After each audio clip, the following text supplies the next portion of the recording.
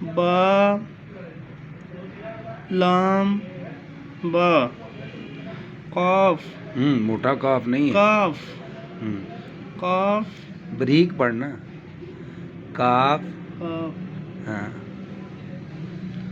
काफ बा काफ बा काफ अलिफ काफ अलिफ बा काफ मोटा पढ़ गए। बा काफ ता ता काफ बारीक।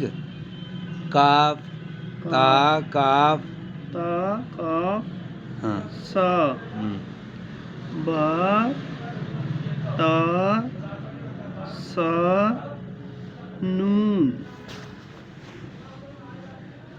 या बा अलिफ नून अलिफ ता अलिफ या अलिफ सा अलिफ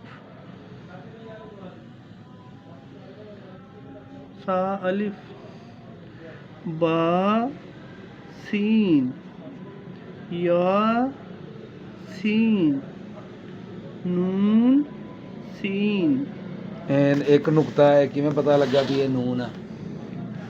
और डंडे तो हाँ।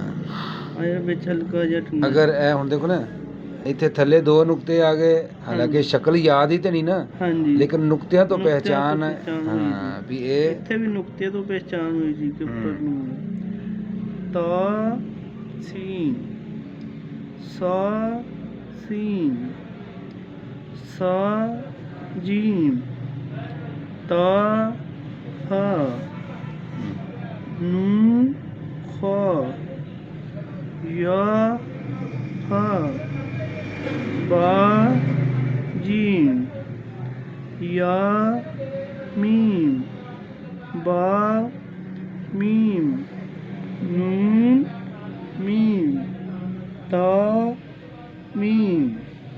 अच्छा आ मीम बदल बदल के क्यों लिखी है उन्होंने? ताकि पहचान हो जाए किस चीज़ दी? लफज दी पहचान हो जाए। लफज नहीं हरफ हुंदा है। हाँ जी हरफ दी पहचान हो जाए। सा मीम बा या